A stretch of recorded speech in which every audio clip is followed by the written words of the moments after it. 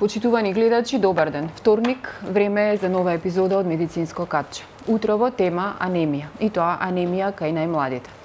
Колку од анемијата е застапена кај нашите деца? Дали бројката од 42% која што е регистрирана кај земјите во развој ја следи и Македонија? Како се препознава анемијата? Кои се начините на лекување и кои се лековите со кои што се третира? Утрово на оваа тема зборуваме со доктор Билјана Чоневска-Јовановска, хематолог-онколог од приватната болница Џибадем Систина. Докторка, добар ден. Добар ден, благодарам на поканата. Ја најавив темата за која што ќе зборуваме денес, која што е многу честа во последно време, анемија кај деца. Ајде најпрво од основните податоци, што е анемија практично и како се препознава. Анемијата представува состојба кога имаме намалени вредности на хемоглобин, кои што се пропратени со или без намалени вредности на еритроцити. Хемоглобинот е главен транспортер на кислород во организмот и практично доставува кислород до сите ткива и органи, така да засегнати се сите ткива и органи при слабокрвност и тоа е причина за појава на различни симптоми кај децата со анемија. Причините за анемија се различни. Може да се поделат во три големи групи. Значи, првата голема група е неефикасна еритропоеза, односно недоволно создавање на еритроцити во коскината срцевина, која што може да биде од различни причини, вродени или стекнати. Втората голема група е предвремен распад на еритроцитите, или ние стручно ги викаме хемолитични анемии, исто така заради вродени и стекнати причини. И третата голема група се анемии заради акутни и хронични крварења.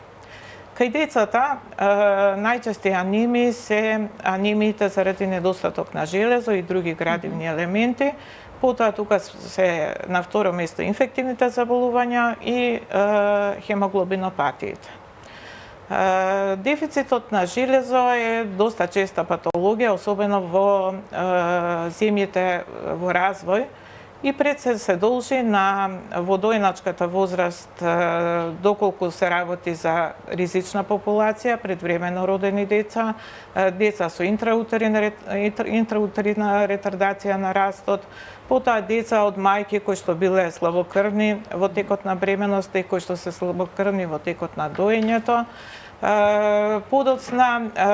Во подоцнежниот доеначки период, после 6-тиот месец, анемијата се должи на задоцнето внесување на солидна храна, зеленчук, овошје, месо, јајца и така натаму. И потоа, после годината, најчесто неправилната исхрана се должи на внесување на големи количини на млеко. Значи, ќе дојдат родителите, ќе ви кажат дека пие по 2 литра млеко на ден, веќе ви е јасно што е причина за таа анемија. Спомнавте храна. На почетокот после раѓањето бебето е исклучиво на мајчино млеко, а малку околу храната и внесувањето на животински и растителни препарати практично во неговата исхрана. Дали таа анемија е пресудна или има и наследни фактори тука? Секако дека има. Феродефицитната анемија се разбира не е наследна. Во кај доинчиња кои што се на мајчино млеко, доколку мајката правилно се храни, апсолутно се доволни количините железо ако мајката не е слабокрвна. Значи, дневно се потребни околу 1 грам железо е потребен. Значи би требало да се внесат околу 8 до 10 грама железо, за да бидејќи апсорбцијата на железо изнесува околу 10% од вкупно внесеното железо. И доколку мајката правилно се храни во текот на доењето, апсолутно нема потреба за здраво доносено новородено, зборува. Доколку се работи за предвремено родени деца или деца со интраутерина ретардација на растот, препораките се да се дадат профилактички дози на железен препарат. Некаде од 5-тиот месец натаму е потребно постепено започнување на воведување на солидна храна, значи се почнува со зеленчук и овошје, а потоа се внесува и месо, бидејќи Во месото имаме железо кое што е од така наречен хемски тип, кое што многу добро се абсорбира во дигестивниот тракт. Железо имаме и во зеленчукот и во овошјето, меѓутоа тоа железо е од нехемско потекло кое што тешко се абсорбира во дигестивниот тракт. Потребна е една комбинација на зеленчук и месо за да имаме еден добар оброк за доенчињата. Исто така, месото и продуктите од животинско потекло се неопходни да се внесуваат. Тука спаѓа јајцето, тука спаѓа јогуртот, киселото млеко, сирењата, кои што содржат витамин B12. Исто така, тој е неопходен за синтеза на црвените крвни зрнца, но исто така е многу битен за правилен психомоторен и невролошки развој во првата година од животот, бидејќи ја помага миелинизацијата на централниот нервен систем. Деца кои што се дефицитарни со B12... Тоа ми беше следното прашање околу B12, витаминот и што може да предизвика неговиот недостиг. Да. Недостигот на B12 некогаш може да не се забележи анемијата, првенствено предизвикува мегалобластна анемија. Што значи тоа? За да еритроцитите од коскената срцевина влезат во циркулација, треба да созреат и да се поделат. Меѓутоа, ако нема доволно B12, тие растат, не може да се поделат и се практично деструираат во коскената срцевина. Имаме неефикасна еритропоеза, неефикасно создавање на еритроцити. Тоа е едниот од знаците. Меѓутоа, некојаш може да нема знаци на мегалобластна анемија, а да има невролошки симптоми. Кои невролошки симптоми би ги имало доенчето? Значи, ќе имаме едно хипотонично, односно млитаво доенче со намален мускулен тонус, може да има тремор, климање на главата, може да има заустанување во психомоторниот развој, тие деца покасно седат самостојно, покасно проводуваат и доколку не се открие навреме и не се даде соодветна терапија, може да остави трајни пореметувања на сензомоториката и когнитивен дефицит. Затоа е многу битно на време да се препознае и третира B12 дефицитот.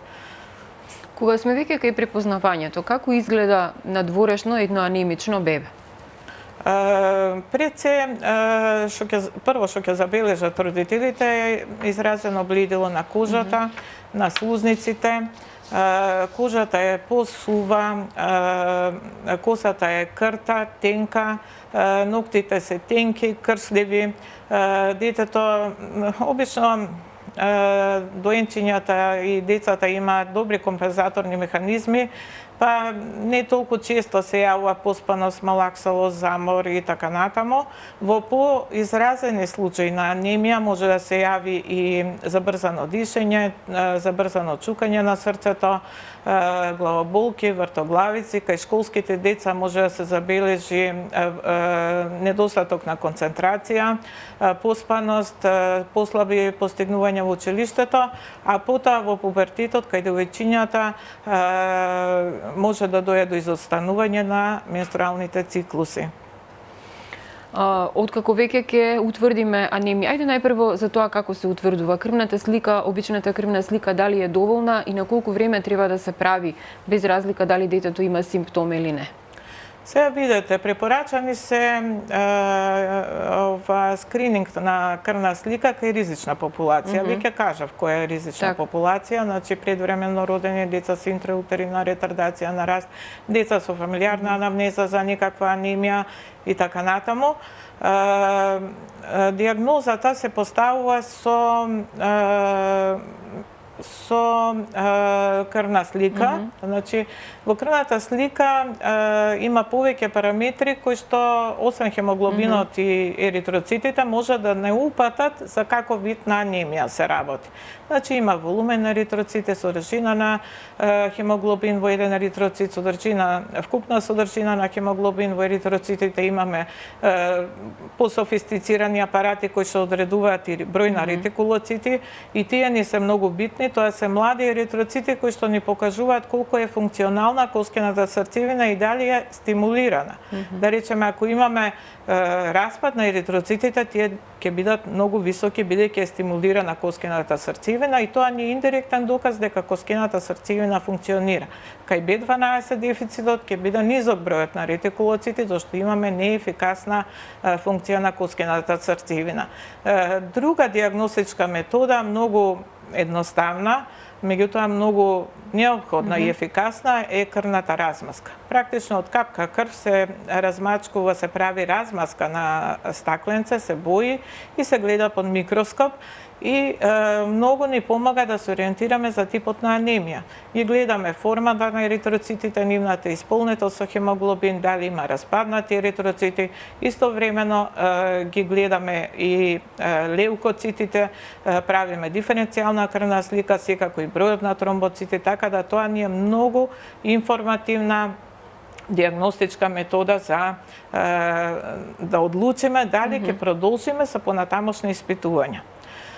Доколку се потребни понатамошни испитувања, да речеме врз основа на крвна слика и крвна размазка, ние може да се одлучиме дали детето има феродефицитарна анемија или не, и можеме да почнеме без понатамошни испитувања, се разбира, тоа треба искусен педијатар, кој што редовно гледа крвни размазки. Ако има потреба за понатамошни испитувања, кај феродефицитната анемија одредуваме серумско железо, одредуваме феритин, кој што представува резерви на железо, и трансферин носачот на железо. Тоа се основните испитувања, има и дополнителни испитувања за дијагноза на феродефицитна анемија. Потоа, ако се сомневаме на дефицит на B12 и фолна киселина, секако вршиме дозирање на тие витамини во крвта.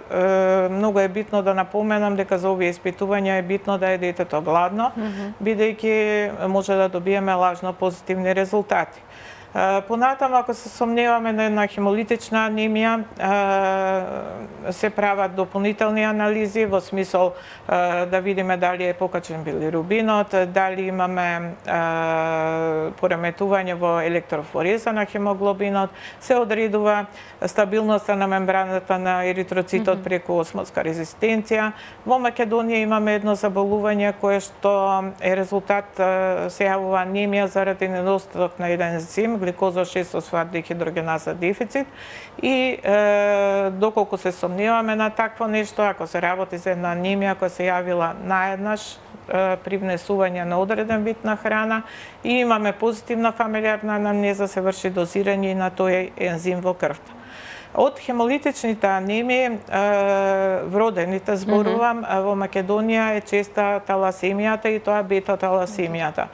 Околу 2% од населението во Македонија е носител на генот за бета-таласемија, и тоа најголем дел од популацијата во југоисточниот дел на земјата, значи Струмица, Валандово, Радовиш, Берово, во тој дел од Македонија, меѓутоа со миграцијата веќе имаме носители, не ги викаме пациенти, бидејќи во суштина не ја манифестираат комплетната клиничка слика на болеста, бидејќи во литературата ова е опишано како минорна форма на таласемија.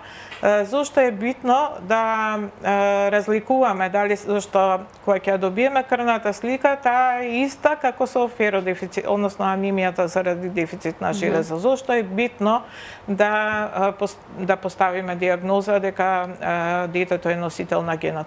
Нема потреба кај овие деца да се дава железен препарат. Тоа е битното. И понатаму генетско советување за понатаму во животот. Тие деца цел живот и како возрастни ќе имаат една блага форма на анемија и во фазите на брз раст ќе има потреба од додавање на фолна киселина, зашто кај нив коскената срцевина работи под големо темпо, бидејќи имаме извесен распад на еритроцити заради присуството на генетската мутација. Откако ќе утврдиме, може ли најпрво да им кажеме на гледачите колку пати еве кај релативно здраво дете или кај родител кој што се сомнева дека детето има анемија, на колку често треба да ги прави тие крвни слики? ако имаме дете со анемија и започнеме, еве да речеме, феродефицитна анемија, започнеме терапија со железен препарат, првата контрола е после 2 недели, бидејќи сакаме да видиме дали одговара организмот на терапијата со железен препарат. За 2 недели би требало да пораснат вредностите на хемоглобин за некаде 10 грами на литар и затоа ние таа прва контрола е толку брза. Терапијата се спроведува до нормализирање на вредностите на хемоглобинот и уште месец до 2 за да се пополнат резервите на железо во организмот, бидејќи ако прекинеме пред време, може повторно да ни се врати анемија. Меѓутоа, што потенцирам секогаш? Не смеат родителите сами да ја прекинуваат терапијата како прво и како второ, мора да се промени начинот на исхраната, доколку тоа било причина за феродефицитната анемија, бидејќи само со терапија ќе биде краткотраен ефектот и повторно ќе се вратиме од почеток. Како се третираат генерално анемиите? Со препарати и со храна, има ли нешто друго? Дали анемијата е констатирана во еден период од животот на детето, можно е да се излекува ако се промени начинот на исхрана и да се јави повторно во друг период, зборувам во пубертет или потоа како адолесцент? Се зависи од причината. Ако е причината неправилната исхрана, со третман со железен препарат 3 до 5 мг на килограм телесна тежина, со додаток на витамин С, бидејќи витамин С ја подобрува апсорбцијата на железо, или една чаша сок од портокал пред да се консумира железниот препарат, за 3 до 4 месеци ќе имаме корекција на анемијата и не би требало никогаш да се повтори во животот доколку нема некоја друга причина. Да речеме во пубертет, кај девојчиња може да се јават обилни менструални циклуси, па тоа да биде причина за анемија. Меѓутоа, во однос на другите анемии, да речеме вродените хемолитичните анемии, имаме и други тераписки методи, конкретно за бета-таласемијата, мајорната форма на бета-таласемија, препораката е трансплантација на коскена срцевина. Потоа кај стекнати хемолитични анемии се дава кортикотерапија, имуноглобулини, така да се зависи од причината која довела до настанување на анемија. За среќа, најчеста е феродефицитната анемија до 5 годишната возраст и тоа почесто е кај децата, кај доинчињата и децата до 2 години. И резултатите се одлични. Се разбира ако имаме соработка со родителите, во денешно време кога сите брзаме некаде и немаме време, некогаш родителите не се посветуваат доволно, затоа апелирам кога ќе се дијагностицира анемија, не е тоа само една состојба лесна, која е минлива, таа може да доведе до трајни последици. Мислам, многу е битно што може да доведе до когнитивни пореметувања кои што ќе доведат до послаби постигнувања во училиште, а зошто со една едноставна корекција на исхраната и терапија со железен препарат да спречиме да настанат вакви последици. И за крај на интервјуто, докторка, времето е кратко, темата е голема, можеме да зборуваме уште многу за тоа. Една препорака до родителите кои што имаат анемични деца. Препораката е да секако ги слушаат препораките на својот матичен лекар, да го даваат железниот препарат како што им е препорачано. Зборуваме за анемија заради дефицит на железо. Здравата исхрана практично треба да биде императив за овие деца. Знам дека некогаш е тешко, кога ќе настане анемија заради неправилна исхрана, многу е тешко да го вратите детето на тој пат. Меѓутоа, јас секогаш им кажувам, тоа е маратон, не е ден-два па да се откажеме. Потребна е упорност, бидејќи во раниот период од животот се ствараат навики за здрава исхрана, а тоа е најголема инвестиција нивна во нивното дете. Значи, најголема инвестиција е здравјето на нивното дете. Така да мора да бидат упорни, да настојуваат да внесуваат доволно овошје, зеленчук, препораки на Светска здравствена се 400 грама, зборувам за поголеми деца, 400 грама свеж овошје и зеленчук да се внесуваат во тек на 24 часа, што не верувам дека некој ги почитува овие препораки. А месото е стварно неопходно, поготово во периоди на брз раст, заради железото кое што го содржи во таа форма која што е подобро абсорбилна во дигестивниот тракт. Докторка, ви благодарам за гостувањето во Слободен печат. Почитувани гледачи, останете со програмата на Слободен печат.